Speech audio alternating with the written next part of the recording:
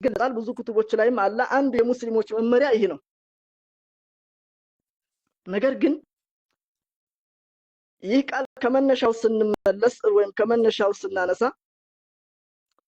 ሰለፎች በሰዓቱ ወይም በጊዜው لا نكفر احدا من اهل القبلة ወይም ደግሞ لا نكفر اهل القبلة በሚሉ ሰዓት የቂብላ ባለቤቶችን አናስከፍርም፣ የቂብላ ባለቤቶችን ካፊር አንልም በሚሉ ሰዓት በመጀመሪያ ደረጃ ይህንን ንግግር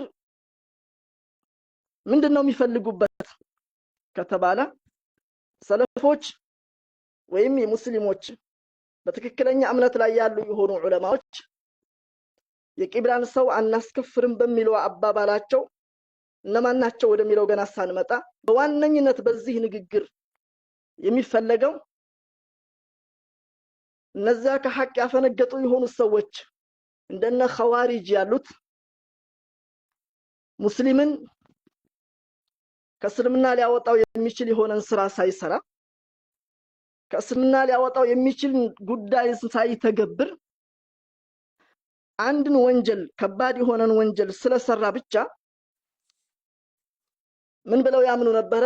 ሙርተኪቡል ከቢራ ካፊሩን ኻሪጁን ዐኒል ኢስላም ብለው ከባድ የሆኑ ወንጀላቶችን ትልልቅ የሆኑ ወንጀላቶችን መስራትና እነዛን መተግበር እነዛን መዳፈር ሰውየውን ከእስልምና ያወጣዋል፣ ከእስልምና ውጭ ያደርገዋል የሚል እምነት ነበራቸው። እነዚህ ኸዋሪጆች ሙርተኪቡል ከቢራን ከባባድ ወንጀላቶችን የሰራ የሆነን ሰው ካፊር አርጎ ማየታቸው ምን ሆነ? ሙስሊም የሆነን ሰው ያለ ሐቅ ማክፈር ሆነ። ምክንያቱም ሙስሊሞች ሙስሊም ብለን ፍርድ እንሰጣለን አንድ ሙስሊም ላይ ይህንን ሙስሊም ያልነውን ሰው እስልምናውን ሊያፈርሰው የሚችል የሆነ ነገር እስካልሰራ ድረስ ሰርቀሃልና ከፍረሃል፣ ዝሙት ሰርተሃልና ከፍረሃል፣ ኸምርን ጠጥተሃልና ከፍረሃል የሚል ፍርድ የለም። ትክክለኛ አባባል አይደለም። ምክንያቱም ኸምርን መጠጣት፣ ዝሙትን መስራት፣ ሰውን መግደል እነዚህ ነገራቶች ከእስልምና አውጪ የሆኑ ከእስልምና የሚያወጡ የሆኑ ነገራቶች ሳይሆን ያንን ሙስሊም የሆነውን አማኝ ወንጀለኛ የሚያደርጉ ነገሮች ናቸው።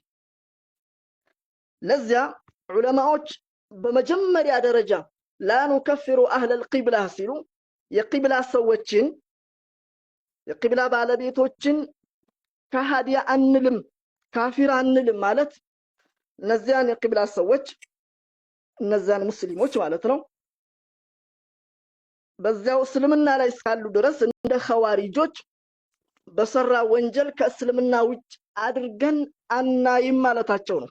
በመጀመሪያ ደረጃ በዋናነት ደረጃ ይሄ ሊረዱትና ሊገነዘቡት የሚገባ የሆነ ነው።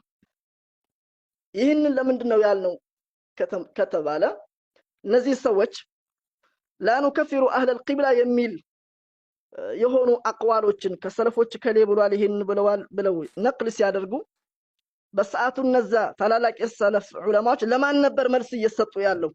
በሰዓቱ አህሉል ቂብላን የሚያከፍር እነማን ነበሩ?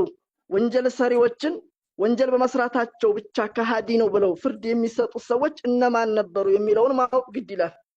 ያንን ሰውየው ሲገነዘብ ይህ ንግግር ለነዛ አካል መልስ እየተሰጠ እንደሆነና ለነዚህ አካል መልስ እየተደረገ እንደሆነ ስለሚገነዘብ ማለት ነው።